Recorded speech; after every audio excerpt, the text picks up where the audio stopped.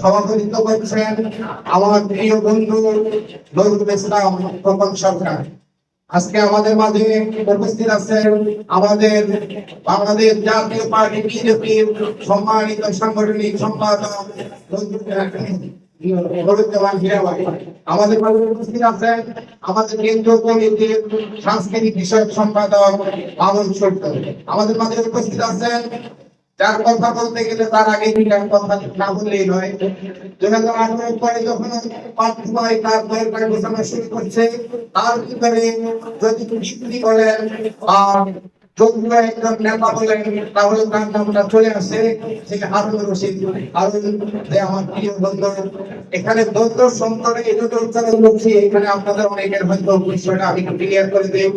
আমরা এখানে 3-4 জন ইয়ারব্যাক আছি, আমরা 150 জন ইয়ারব্যাক আমরা বিজেপিতে জয়েন করছি এবং তাদের কথাই বলতেছি। এখানে আরো উপস্থিত আছেন আমাদের মাঝে মহিলা দলের আহ্বায়ক, মহিলা পার্টির আহ্বায়ক, শ্রমিক দলের শ্রমিক পার্টির আহ্বায়ক এবং মহানগরের আদিম, তারপরে সবাই মানে অনেক নেতা।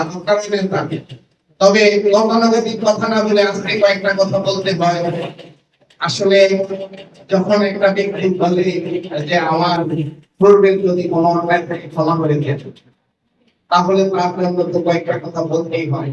যেহেতু এখানে আমাদের অনেক সিনিয়র নেতৃবৃন্দ আছেন, আমার প্রিয় বন্ধু বিজেপির জন্ম সংক্রান্ত বিষয়গুলো কথা বলেছেন, আমি 18 আসনের জন্ম সংক্রান্ত কয়েকটা কথা না বললে আপনারা বুঝবেন না। যেহেতু 18 আসনের আসলে কৃতজ্ঞতার সহিত বলতে হয়, এই বিজেপির 18 আসনের জন্মদাতা ব্যক্তি যদি বলা হয় তাইলে মামুন সূর্যকে দিতে হবে। আমি মনে করি মামুন সূর্যকে আমি যখন থেকে দেখেছি, যদি মামুন সূর্য করতে পারত তাহলে বিজেপির প্রেসিডেন্ট সদস্য হওয়ার মতো ব্যক্তি সে হইত। কারণ তার হাত ধরে আজকে 18 আসনের আপনারা যারা আছেন, যদি একটা বরণের মিষ্টি মাটির নিচে না যায় তাহলে হয় না। আমরা সেগুলো দেখি না, কিন্তু তাদের বিসর্জনের ফলে উপরের সৌন্দর্য আমরা দেখতে পাই। আর এই বিজেপির সেটা আমার বন্ধু মামুন সূর্য, এটা না বললে কথা দিতে হবে। এখানে আরো কিছু কথা বলতে হবে। আমাদের সাথে তখন আমি খোকন সরকার, আমরা যখন উত্তরা মামুন সূর্য আমরা উত্তরা থেকে যাইতাম, তখন আমরা পাঠ্যবাই অফিসের কিচেনের পিছনে একটা ছোট্ট রুম আছে, আপনারা অনেকে হয়তো জানেন না। ওই রুমে আমাদের জনতাই বসতো, আমরা ওখানে সন্ধ্যার পরে বসে থাকতাম 2 দিন, আর মশার কামড় খাইতাম। তখন আমরা হতাশাগ্রস্ত থাকতাম। তখন একটা কথা বলেছে, এত বড় গ্রাম হবে যে আপনার তখন বললেন যে ভাই আর যাইতে পারবো না। তার সাথে সাথে আরো কয়েকটা হয়। আব্দুল মালেক আমাদের একদম এই উত্তরার বিজেপি শুরু থেকে আব্দুল মালেক আছেন, তারপরে রাজ্জাক আছে, তারপরে জুয়েল সাহেব আছে, আমাদের গোপন উত্তর খানের গোপন, আমাদের এরকম অনেকেই আছে। মামুনের পর থেকে মামুনের পরে যারা এটা ঘুষাইছেন তার ভিতরে 1 নম্বরে আছে খোকন সরকার, তো আছে, তার সাথে আমাদের এই শান্ত। এই শান্ত কিন্তু মানে অনেক কথা শুনছি, কথা বলছে, আমরা এমন তো আমি সরে যাইতাম, কিন্তু সে সরে নাই। তাকে অনেক ভাবে অনেক খারাপ কথা বলছি, আমি জানি আমার কানেও আসছে। এই ওর কৃতজ্ঞতা এটা স্বীকার করতে হয়। যথারীতি ঢাকা 18 আসনের আজকের অবস্থান এটা মামুন সূর্য আমার কাছে আমি ভাই একটু যদি না বলি তাহলে ভুল হবে। 2001 সালে যখন নাজির রহমান মন্ত্রী সাথে একত্রে আসতো, নাজির রহমান মন্ত্রী গোলাপে 12 বছর যাইতে পারে নাই। গোপাল আহমেদ তাকে হুলিয়া জারি করছিল। তারপরে গোপাল আহমেদের ওই হুলিয়ার পরে 11ই সেপ্টেম্বর এবং 12ই সেপ্টেম্বর ডেট দেওয়া হয়েছে নাজির রহমান মন্ত্রী ভোলা যাবে। তখন আমাদের রক্তের উপর দিয়া নাজির রহমান মন্ত্রী সেদিন ভোলাই গেছে। আমার পাশে আমার কলেজ বন্ধু আব্দুল হালিম বাবু একসাথে গুলি খেয়ে পড়ে গেছে।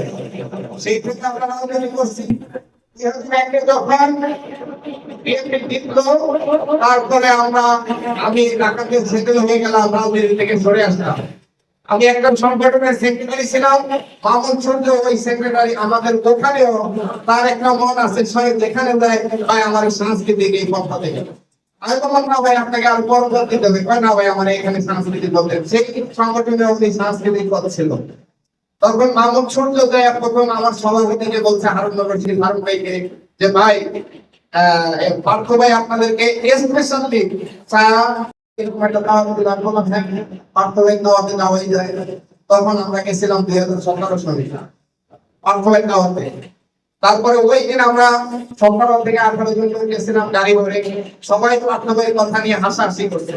আর পার্থ ভাই বললো কি, ভাই আমি এরকম গতানুগতিক রাজনীতি করবো না, আপনাদের কোনো মিছিল মিটিং করা লাগবে না, কোনো আপনার পিকেটিং করা লাগবে না, কোনো কিছু না। আপনারা যখন কোথাও ডাইনিং টেবিলে খাইতে বসলেন, পার্থ ভাই সম্পর্কে একটু কথা বললেন। একটু চায়ের দোকানে চা খাচ্ছেন, সেখানে পার্থ ভাই সম্পর্কে কথা বলবেন, যার ভালো লাগবে সে আগে। তখন কেউ মানে এই কথাটা, কারণ আমাদের রাজনীতির সাথে পার্থ ভাই এই কথাগুলো জানি না। আমি তখন বলছিলাম, পার্থ ভাই তাহলে আমাদের ওখানে যদি সামাজিক অনুষ্ঠান গুলো হয়, সেখানে আপনাকে বললে আপনি যাবেন? বলো না, যেদিন উত্তরাতে আপনারা 50,000 লোক সমাগম করবেন, সেদিন আমি ওখানে যাই উত্তরাতে বক্তৃতা দেব। সেই দিন থেকে আমরা ধীরে ধীরে আজকের এই অবস্থান।